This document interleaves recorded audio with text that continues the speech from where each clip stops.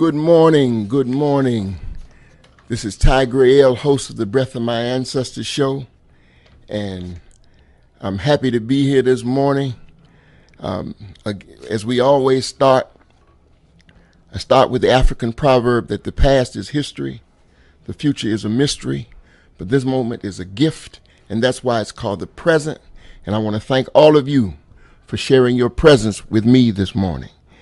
I have in studio as my guest Miss Niana Roan McClain, who is doing a yeoman's work in the community, and I will be discussing some issues that have to do with voting and why it is necessary for us to vote. But before we get started, before I bring her on, I just want to talk a little bit about the theme of this show. The theme of this show today is called Walk to the Ballot Box.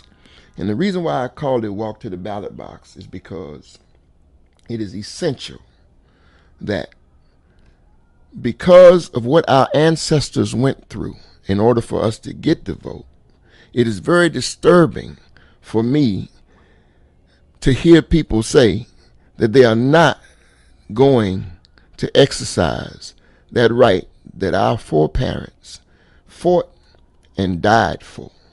So Dr. Martin Luther King Jr. said that there were 5 areas that we have to shore up in this country if we want to amount to anything. And those 5 areas were income, education, health care, housing, and justice. And he said the only way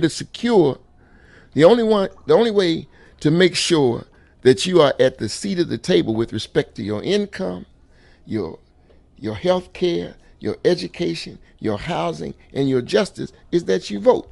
He said, and this is a quote, "A voteless people are a powerless people."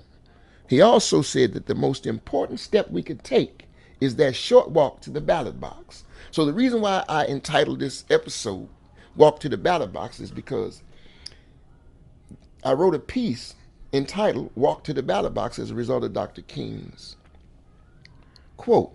And it simply goes, if you're sick of being tired, if you're really ready for change, then we got to walk, do more than just talk.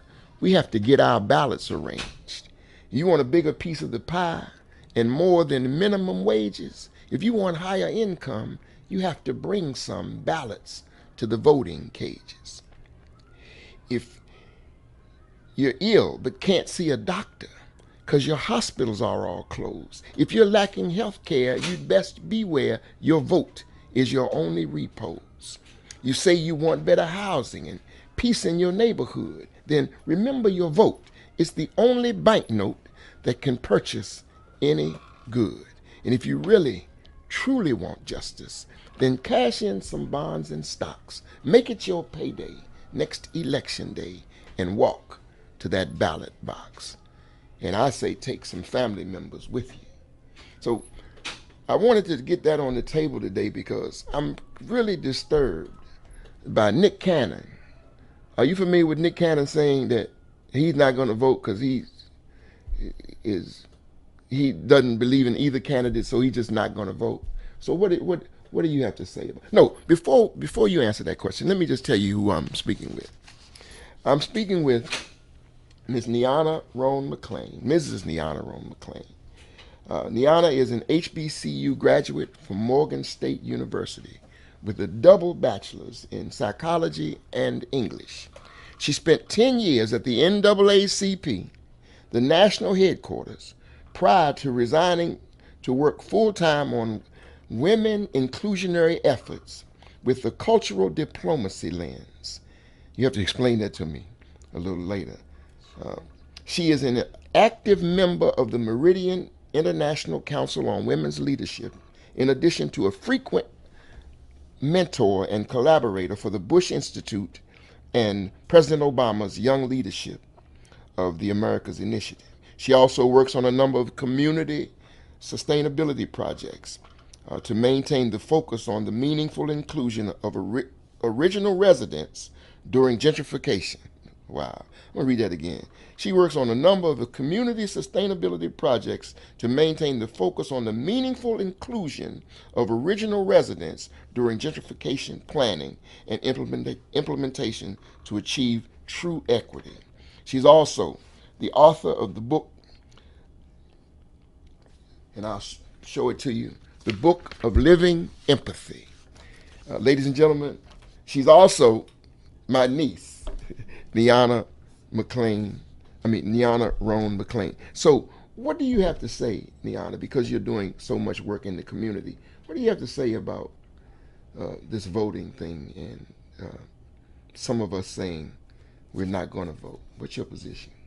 Well, first thing in regards to, oh, do I need to, sorry.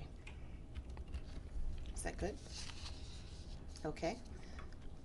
First thing regarding the candidates, understanding that they're both obviously having two different perspectives in which they're speaking to. So the campaigns seem to be obviously very different in that they should be.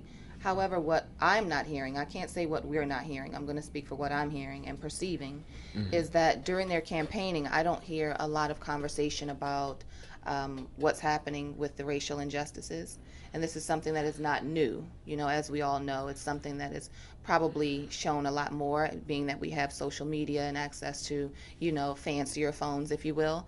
So for me, I feel that the importance of the vote in this particular election is that, okay, we see two candidates, one being Hillary Clinton, who could possibly be the first woman ever to be elected for president.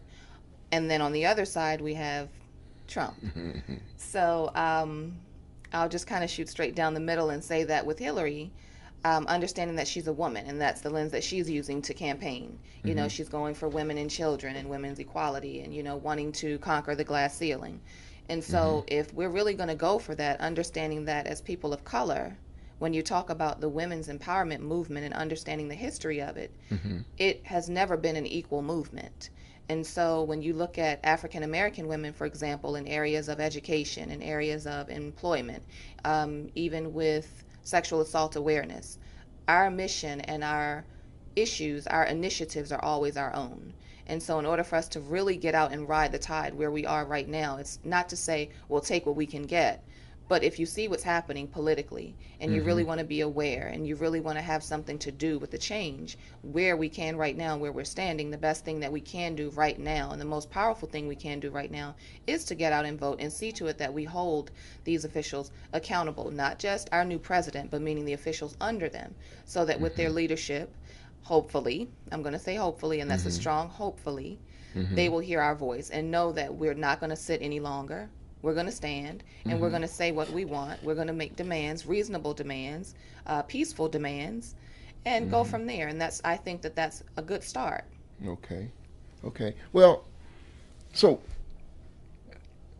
what about this notion of the lesser of two evils? Have you heard that with respect to, because it seems that politically, well, the climate in the community is that, you know, we're damned if we do, we're damned if we don't. We're absolutely damned if, and you know, just what people are saying for us, if Donald Trump gets in the office, and we're not really going to be that much better off if Hillary Clinton gets in the office. So the position of Nick Cannon, who is really prominent in with respect to, you know, the youth in our community, and a lot of people listen to him. So I'm thinking that if we don't walk to that ballot box, like Dr. King said, then we're throwing away hundreds of years. And if we don't go to the vote, I mean, to go to the ballot box, and vote our conscience, what we believe, then we are going to get the worst of the two evils. So that's my position on it. And so what do you think about that? What do you think about what Nick said? So you being a young person, do you? Thank you. Yeah. Well, I mean, you know, I think you and Nick are right around in the same. You know, you are. Yes, we are. You are you a millennial or are you a Y? I'm Y. Okay. Yes. So I'm 79. I'm not ashamed to. Yes, I'm 79. So I'm right on the cusp. So I'm not a millennial, no. Okay. Okay. All right. So, but and neither is Nick. So the point I'm making is that your position, being Generation Y, Mm-hmm. it seems to me that, well, you knowing you because the way you were brought up in the various things that you're doing in the community, I know you have a position of responsibility. It seems to me that it's irresponsible to not take advantage of going to the polls and putting at least a person in there who we believe will stand up for some of the things that we stand for. Where it appears that if this other guy gets in, we are just in trouble. So I wanted to talk about that this morning. I wanted to also talk to you about Michelle Obama's speech at the Democratic convention, where she said that her she was proud of the fact that when she was sleeping in a place where her forefathers, who were slaves, built the White House, and that her daughters were able to run around on the White House lawn with her dog. How did that make you feel when you heard that? Well, I mean, the statement made me very proud in that she's saying the things that are typically very taboo because of obviously her being a woman of color. Oftentimes, when you are found in really high positions, if you will, you're expected to sort of brush over the fact that you are a woman of color and that you are a woman of color who has made great strides. She's a woman of her own, right? She's educated. She's a wonderful mother. She has her own initiative that she's really about. She practices what she preaches. And I'm definitely saying this from a place of watching what she does because I don't just go for the party of my parents. I go for the politics that I understand and making sure that I am getting what I need out of my politicians and representatives. And I'll say that the statement was very necessary. And that shows and that it ruffled quite a few feathers. So, speaking of ruffling feathers, I want to play this brief clip of someone's feathers who was ruffled, and I want to get your response to it.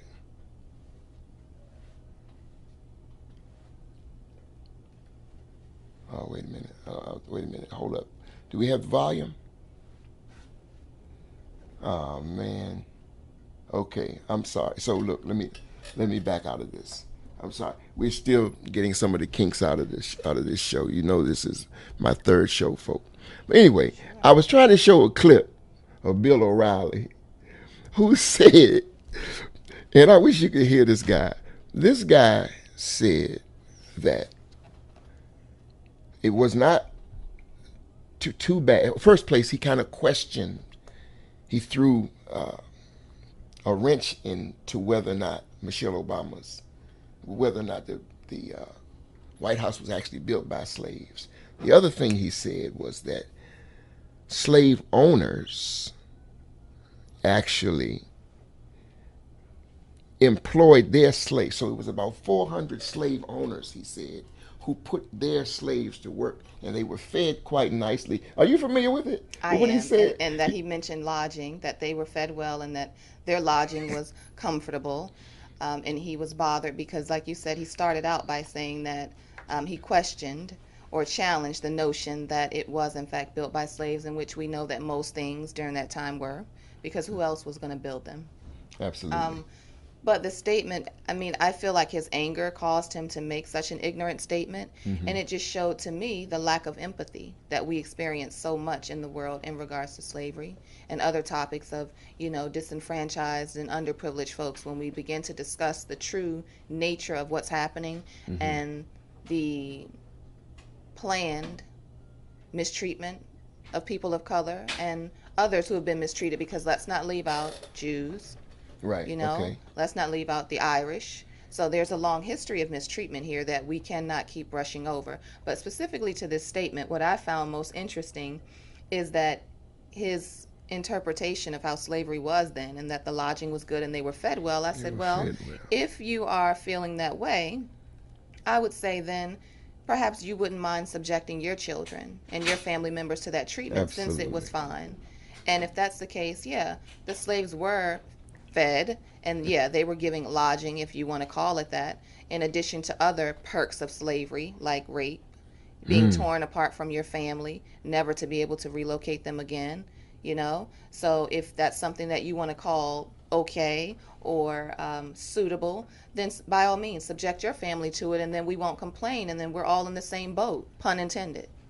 Pun intended. I, it's it's amazing to me how just self-righteous this particular guy is, but not just him. Like you mentioned, uh, planned. I think you used the word planned when you said. Did you use the word planned? Absolutely. Planned mistreatment. Because for me, when I look at, when I listen to the stories of my mom, the stories of my grandmom, who are Southern women, my mom being from Chester, South Carolina. And so the stories that she tells me of, things that she experienced as a young girl, Mm. in that, yeah, it wasn't slavery. My mom wasn't during slavery. But Mm. at the same time, she still grew up in a time where it was very hostile. And the hostility was planned. It wasn't like, oh, by the way. It was more so deliberate and something that absolutely needed to be done. It was as if these things needed to be done to, in my opinion, and as my mom puts it, because we talk about slavery, we talk about racism, we talk about microaggressions, something that I learned about when I became an adult and went into the Microaggression. workforce. Absolutely. Mm-hmm. And that's something that my mom, she tells me things not to make me angry, not to pass on her hurt, but so that she will make sure that I'm aware. She wants to make sure that I understand what a microaggression is, those little passive things that happen.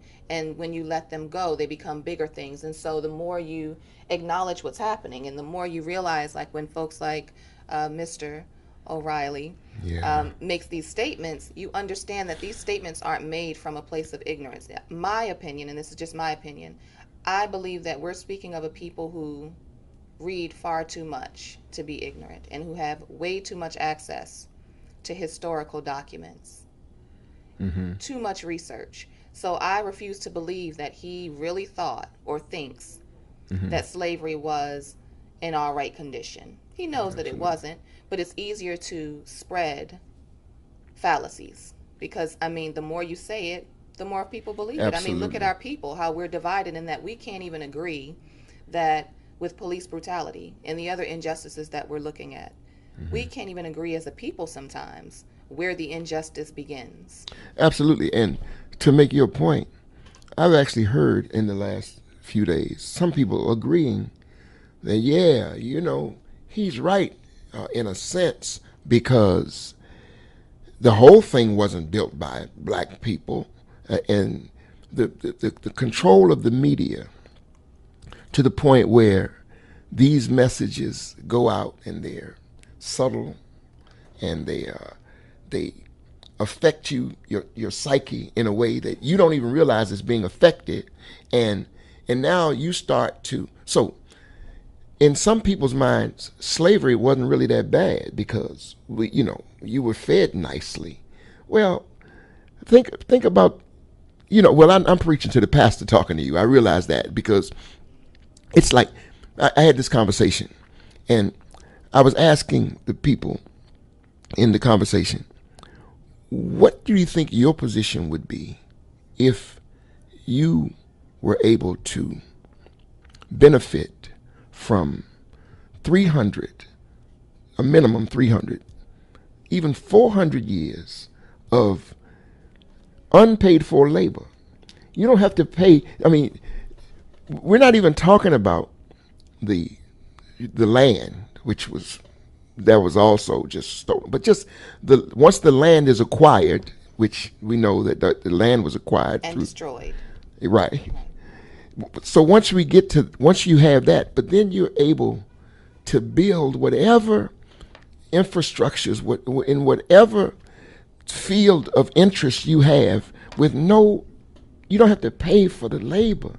It's just 1 year's free paid labor, but you're talking about 400. So again, to your point, we have to be very careful of what we let go in our heads. And I'm happy to hear that your mother and your grandmother discuss these things, because they don't think that we do. They don't think that these things are important to us. So let me hear a little bit about the book of Living Empathy and what you're doing in the community. Sure. So, the Book of Living Empathy is really just a short book of Proverbs. And the reason why I wrote it, I literally did not plan to write it, but there was something on my heart that really, during that time, I was going through a process of forgiveness and understanding really what forgiveness meant to me, and having to restructure the ideals of forgiveness. And so for me, I sat and I just started penning, and before I knew it, the words just started to flow. And what it was for me, because I had never read the words before, I had never seen them before, so it became a book that I was able to read.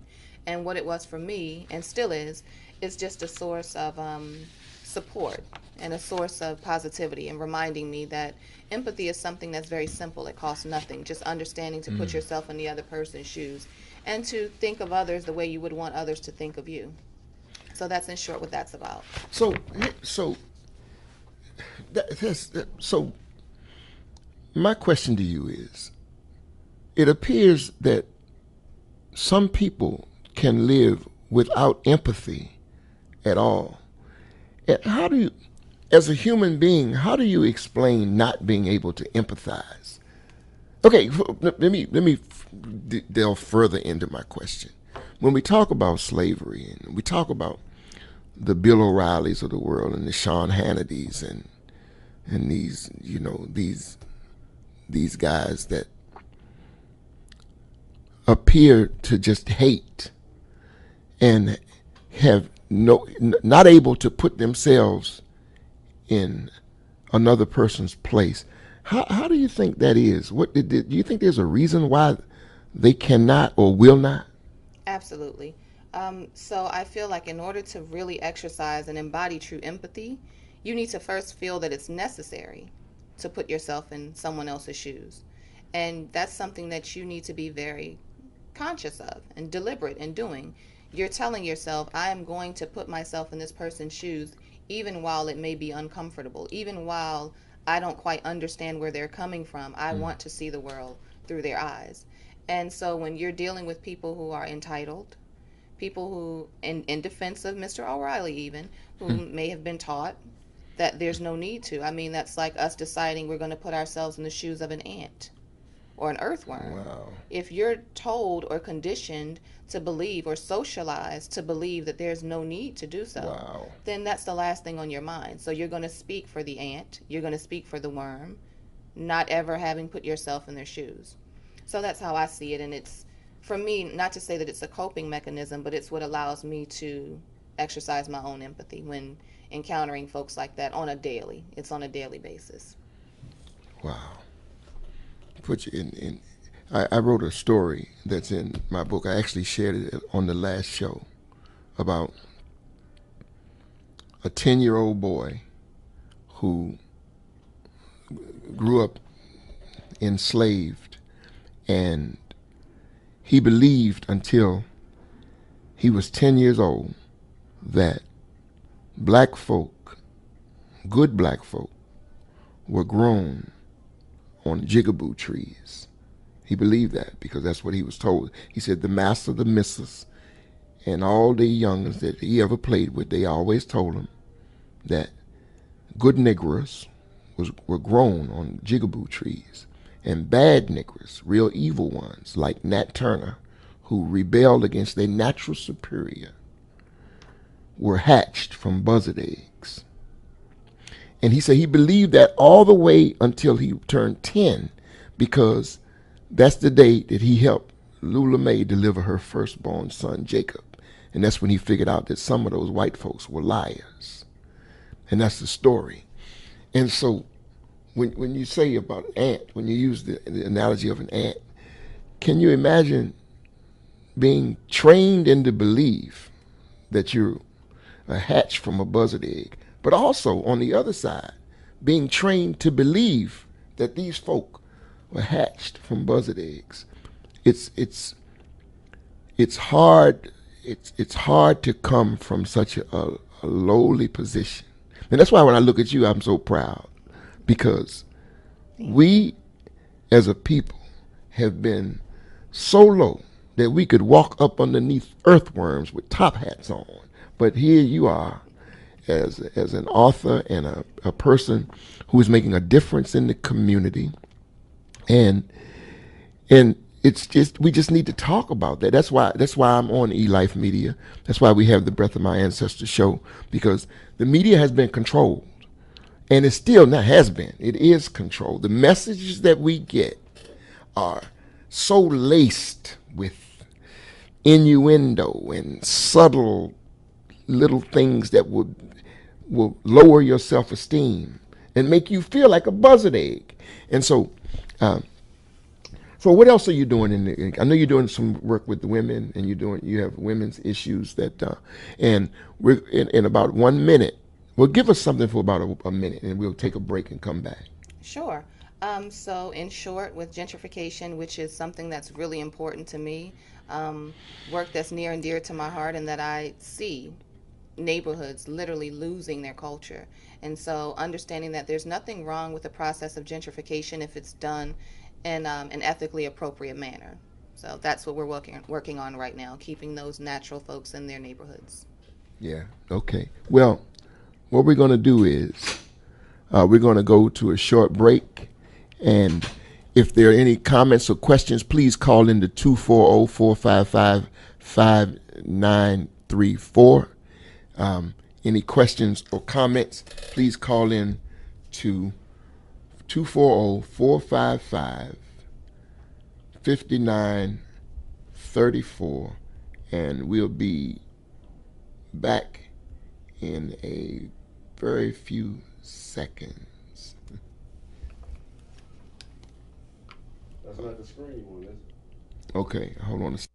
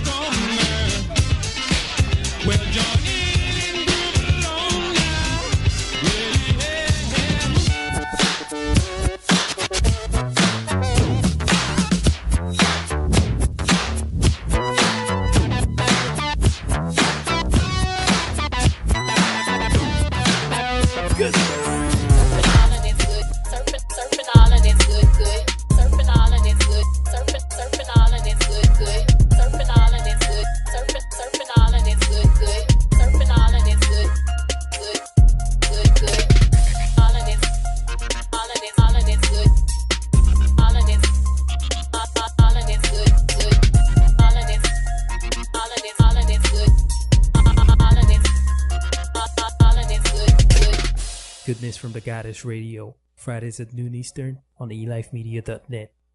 People like to come home to many different things. Some people like to come home to reliability. Others like to come to a stress-free home. And some people like to come home to family. Whatever you like to come home to, Aaliyah Canton at Taylor Properties wants to make sure you have it. To sell or buy your next home, please visit us on Facebook at Real Estate Barbie, BARBIE, or call us at 240-245-0672. Aaliyah Canton at Taylor Properties wants to help you. Do you know anyone with less than perfect credit? Or do you know anyone that simply wants to raise their score significantly? Welcome back to the Breath of My Ancestors show. I'm your host, Ty Grael. I have in studio with me Niana Roan McLean, who is doing a yeoman's job in the community with respect to cultural enrichment and raising self-esteem and just making us better as a people. You know, the Breath of My Ancestors show, we bring you spoken word like you've never heard, and we also bring you a taste of radio theater, and that is how we used to sit around the radio and listen to stories when we were, well, Niana, you may be a little too young for that, but I remember sitting up underneath of my grandmother and my grandfather, and they had this wooden radio, and we would listen to the soap operas. So a lot of people don't know that, like The Guiding Light and One Life to Live. And I think One Life to Live came later, but The Guiding Light, General Hospital, The Lone Ranger. These were actual radio shows that we used to sit and listen to. And so there's an African proverb which says, until the lion is able to tell his story, the hunter will always get the glory. So here's a story I want you to hear. But before I share it, I want you to know that we must be able to find strength in these stories, even though the story may appear horrific. These are the stories of how we got over, how we overcame, and how we are now in a position to vote in the first place. So this is the story of Ethel Ann Hardison, as told to Lightning Gray, the cakewalker. So here's the story. This is told to him word for word. Ethel Ann Hardison, age 88, from Monroe, Louisiana. At age 5 or so, I sent up to the big house to work. My first memories is as a bed warmer in the fall and winter. I slept to the foot of the bed so the master and the missus could put their cold feet on me. And in the spring and summer, I slept to the floor and toted the fan everywhere the missus went, so to keep her cool and the bugs off of her. I expect I was about 8 or so when it was explained to me that I was a mulatto negress and that I was the child of a white man. Wasn't clear to me back then, but it is clear to me nowadays that I was the master's daughter. Don't make much never mind no way, 'cause it never was owned up by nobody. It never. Nobody had the nerve to say that General Jebediah Buford A. Spraggan was stooped to relation with a slave, even if it was known for miles around that my mammy was the prettiest slave gal in the entire state. And I looked dead on just like the both of them. Most of the field hands had the mistaken notion that I had it good 'cause I worked to the big house and they worked the field. I would have gladly traded field work for them slop buckets in a day.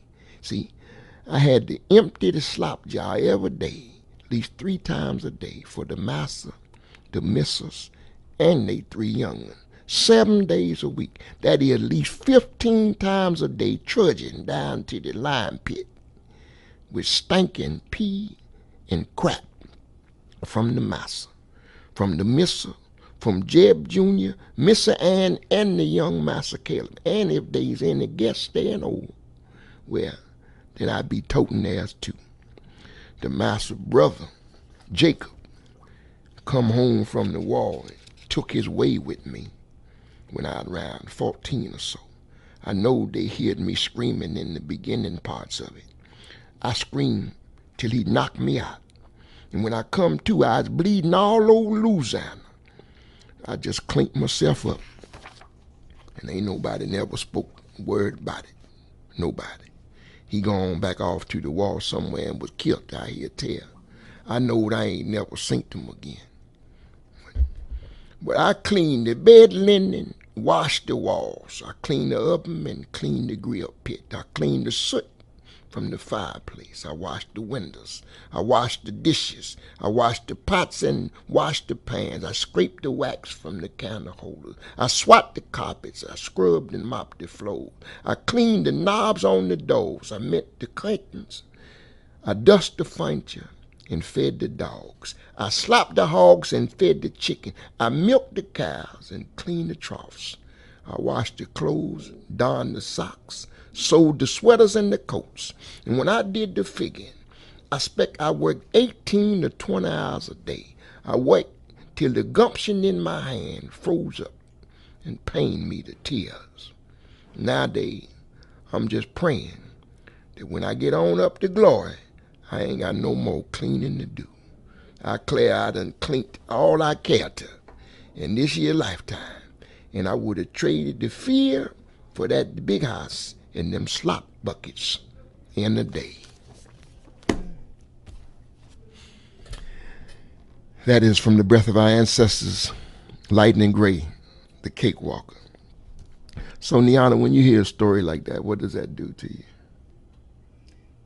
Well, first, it definitely touches home, understanding the story of obviously my ancestors, but also a comment or a statement. I'll call it a joke sometimes that my mom makes when she says that I won't say statement, I'll say the insulting remark is often made of people of color that we're lazy and that we need to be bossed and managed and directed around. And my mom's response to that with her southern accent is, well, hell, we tired. And so that's her explaining just what you read. Yeah. All of what has been done. All of what Yeah. we have done for free. All of So- what we have done. My mom believes that tiredness is in our DNA. Just tired. And so I feel like, granted, that tiredness can be used in a positive light, because that same fed up and sick and tired is what we use to decide what we're going to allow the next generation to endure. It's what I'm proud that my great-grandparents and grandparents did for me, and that they decided that my great-granddaughter, granddaughter, and her children won't live like this. And it may not happen in my lifetime, but we're going to fight now to make tomorrow better.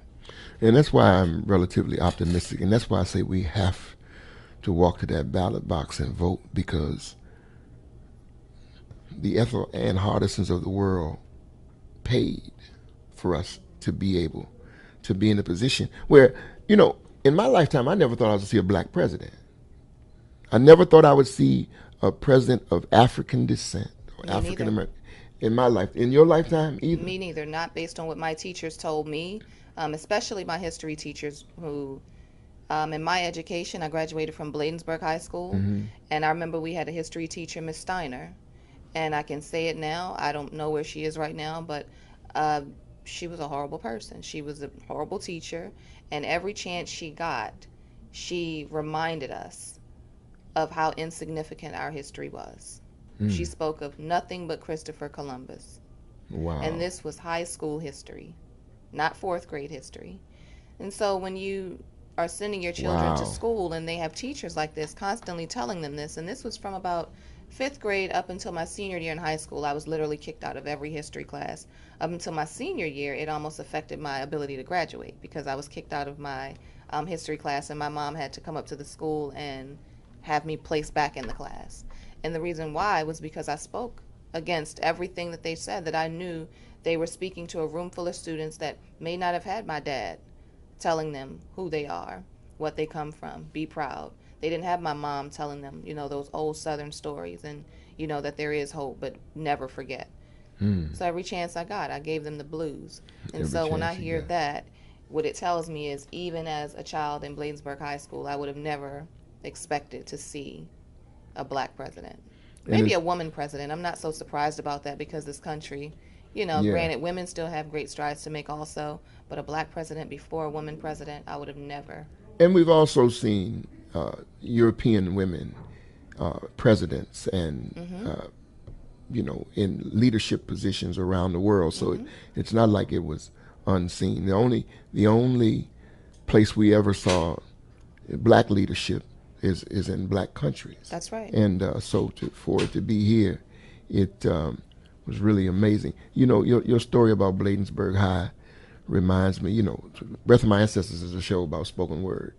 And I'll be bringing on spoken word poets and a lot of things. A lot of, you know, a spoken word will be done here. And you reminded me of this poem I wrote. It's called Labels, because the same thing happened to me. Same thing happened to me in junior high school. They told me I was ineducable. Now here I'm sitting here with you today as an author, and well, you know a lot of my history, so most of it as far as you go back, but you don't know the stuff before you came along. But they told me I was ineducable because of my behavior. My behavior was relatively reprehensible because I bucked on Christopher Columbus. Oh, yeah. I didn't want to hear none of that stuff about, George Washington and Thomas Jefferson. There's like no black people, nobody who looked like me. Mm-hmm. So I wrote this short poem called Labels, and I want to get your response to it. They slapped a label on me, said he's dysfunctional at best, and with the stroke of their hand, placed this negative brand, then ran their battery of tests. They said, he's special. His brain doesn't work like ours. It's wired all wrong, so he can't get along. He has deficient mental powers. They said he's slow to learn and his wit's a little dim. Said he's just a buffoon. We'll be rid of him soon, so don't worry too much about him. It's as though they had marked my forehead with a flashing sign that reads, he's the jack of all fools with no thinking tools. And their cruelty made my soul bleed, 'cause the labels, they kept on coming like retard, idiot, savant, ADHD, bipolar. Just zapping with Zoloft, that's all he really wants. But then, after 17 years of crying, of sighing and dying inside, a woman who could see beneath the surface of me had the nerve to turn the tide. This child's been misdiagnosed. His thoughts race faster than yours, and it was your labeling which caused his disabling and all his mental detours. Now, her words were liberating, 'cause I had never dreamed I was able. But now life's taught me two lessons. One is never think less than, and the other is never label, never label, never label. Wonderful. That's, I can't say, that's literally the only thing I could say. Thank you. But it speaks to your, this has been systemic. Now, I'm in junior high school 20 years before you were born. Okay. Now, you say the same thing happened to you a generation, 2 generations later. Absolutely. And it's still happening. Absolutely. It's still so speaking of that, so with the work that you're doing with respect to gentrification. Mm-hmm. Now, let me just say this. And you go with it, go where you want to go with it. But I have been really noticing it a lot lately because I've been doing a lot of driving around downtown DC. My aunt, actually she's my cousin, but we called her Aunt Rita because she was more of an aunt than a cousin. In 1967, she purchased a home on 15th, almost at the corner of Swan Street, Northwest Washington. She paid $18,000 for this house. For whatever reason, she passed away, and then, I don't know exactly what all happened with the family, with the house, but I do know that in 2003, 13 years ago, that same house sold to a white couple for $850,000. Oh, yeah. And I look on that same street where I used to run around and play, used to run through the alley and all that and do all the playing around Northwest Washington, D.C. The only thing that I see are white people and their dogs. And most every one of the houses has been gutted. Yeah, exactly. So are you working around that kind of? Yes. That's gentrification, plain and simple, right in your face as far as I can see. Yes, and the thing about gentrification, a lot of times, well, actually it's interesting that you mentioned D.C. because I'm a licensed real estate professional in Washington, D.C. And so seeing the neighborhood, being a native of DC and seeing how it used to be and what my parents told me of, this used to be here and that was there, and now none of that is there. And while it's still, I'm happy to see the new developments and the beautification of DC. That was needed. We needed some work. But what is disturbing to me, or should I say what was disturbing to me when I decided to get involved, was that our people didn't know enough about the gentrification process, because it's a very complex process with many phases of development. Okay. And so I wanted to make sure that our people understand when folks come out and they ask you questions about what you like most about your neighborhood, what you like least about your neighborhood. Make sure that you're answering those questions properly, but also, and I won't say, let me go back, not properly, but making sure that you answer those questions in a detailed manner as best you can. So when they say, what do you like most?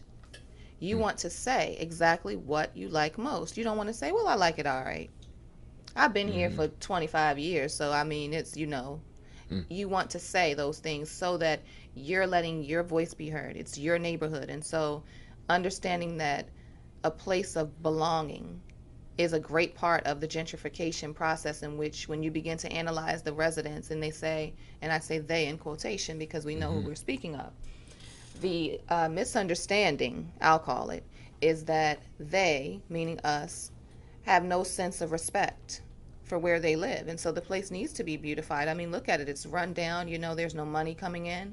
But guess what? When the gentrification phase begins, let's say phase 1, and this is in different, areas, different projects, their phases vary. But for the most part, phase 1 is the same. You go out and you get a temperature gauge of the neighborhood and how easy and how, I'll say easy. I don't want to use too many words here to arouse any frustration from anyone. This is. I don't want to upset any politicians. Upset them. They need to be upset. Say what's on your mind.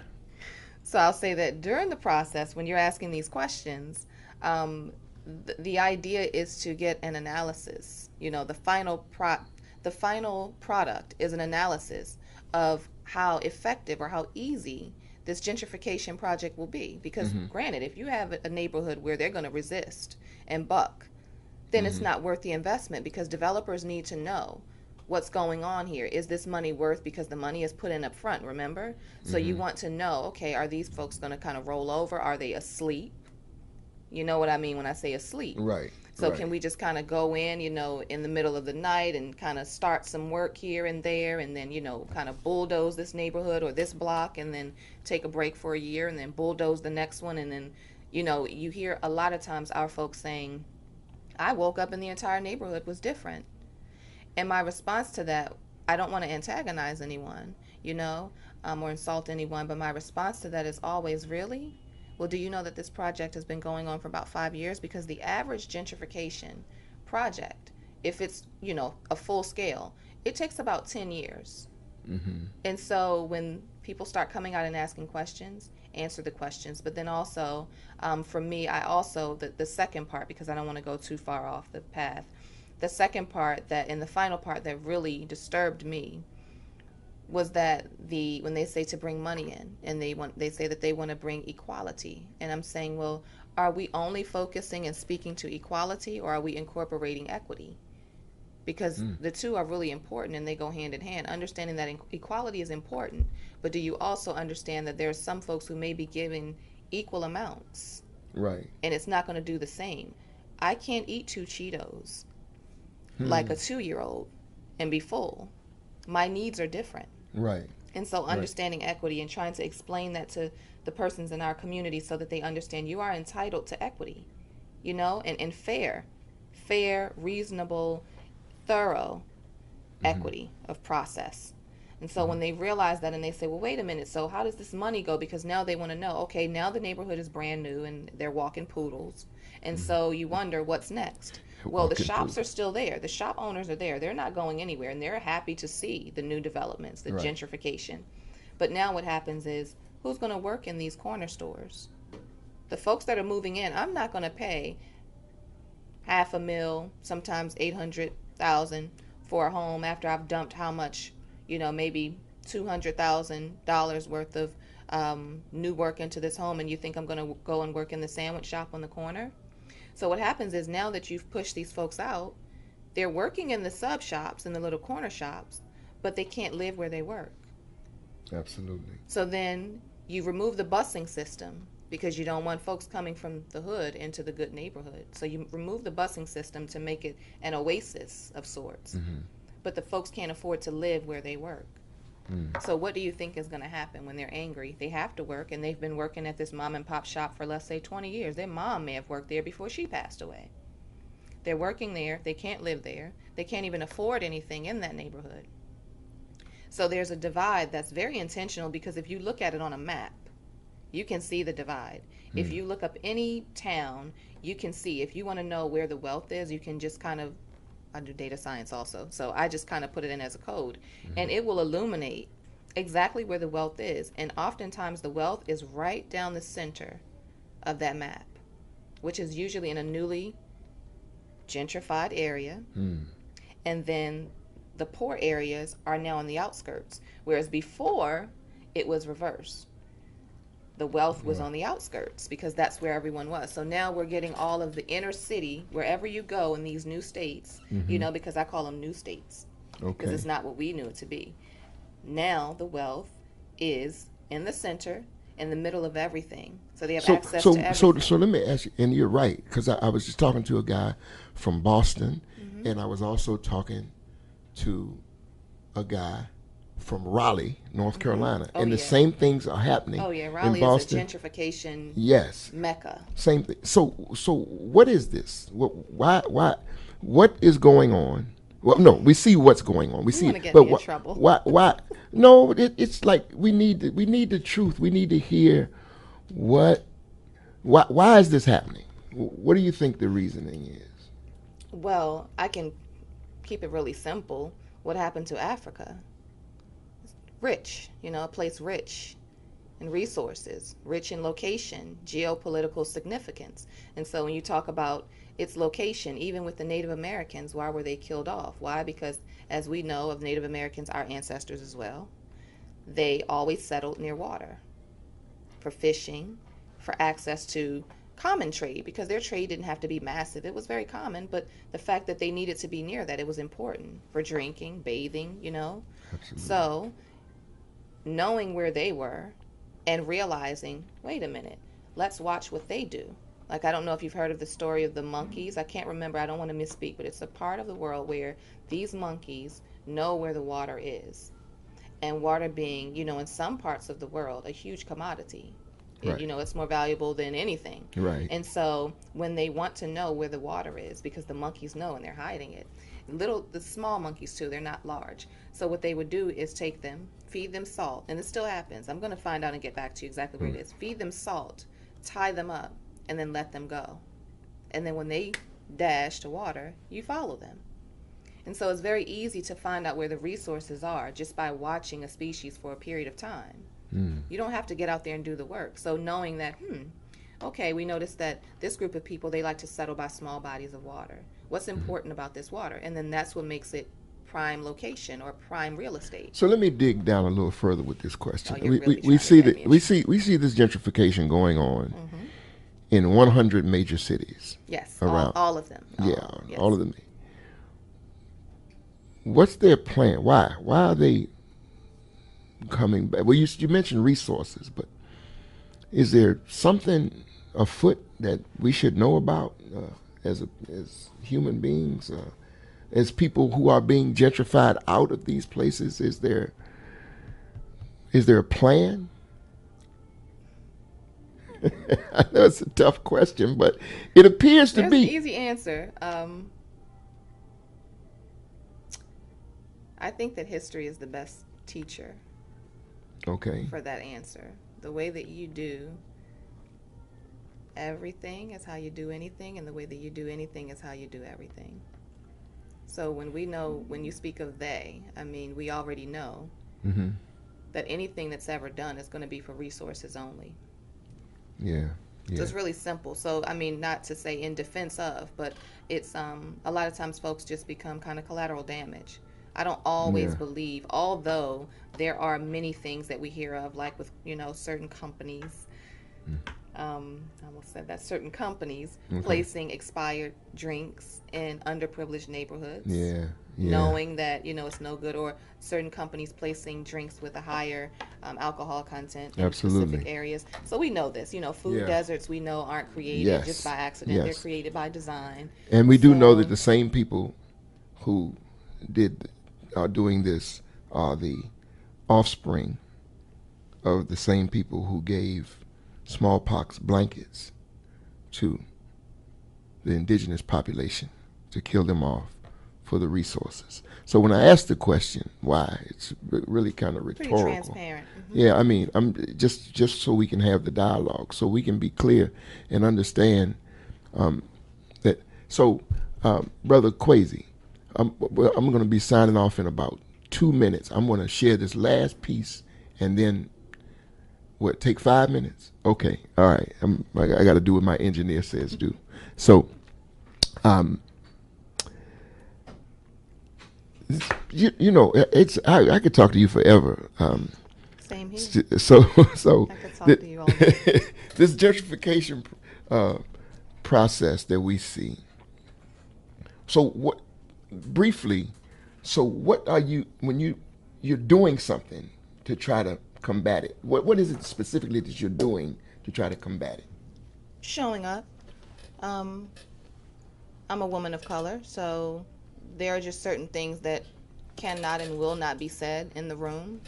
And I'm going to be an obstacle, and I want to be an obstacle. That is my goal, to be there and to be black every time I'm there. Come on That's now. something that's just not going to change. Yes. So while I don't consider myself to be an angry black woman, I'm a black woman. And I'm a proud black woman, and I'm unapologetic. So if a statement is made, I'll ask, I'm sorry, what did you mean by that? If I see someone struggling for an ethically appropriate term to identify, people of color, I don't have a problem helping them out, because, there are politically correct terms for everything, nowadays especially. So if someone's, kind of gagging on a term, I might help them spit it out, people of color. Right. Original residents, when they're trying to figure out instead of these people. Yes. Or if I find that maybe the data is wrong, that's where it's really important to also be able to, you don't have to be an expert in data analysis, just something really simple. Like, I think that it's good to teach our children how to look at data, because that is really what has been pushing this vehicle all along. Yeah. The data, even before we had computers and data science, when we talk about the transatlantic slave trade, it was numbers. It was numbers that said, well, how many do you think we're going to need? And then when you over projected the numbers, and, remember during abolishment, later on down the line, what did they do to the slaves? They started to throw them off just anywhere. Why? Because they knew that, okay, we have too many. So numbers have always been really important to everything that has ever gone against us. So we need to work with numbers. Okay. Well, I'm going to go back to how we started as I end this show, with the necessity, the need for us to walk to the ballot box. Again, I'm going to quote Dr. Martin Luther King Jr. He said that a voteless people are a powerless people. He also said the most important step that we can take is that short walk to the ballot box. So walk to that ballot box. If you're sick of being tired, if you're really ready for change, then we got to walk. Do more than just talk. We have to get our ballots arranged. You want a bigger piece of the pie and more than minimum wages. If you want higher income, then you got to bring some ballots to the voting cages.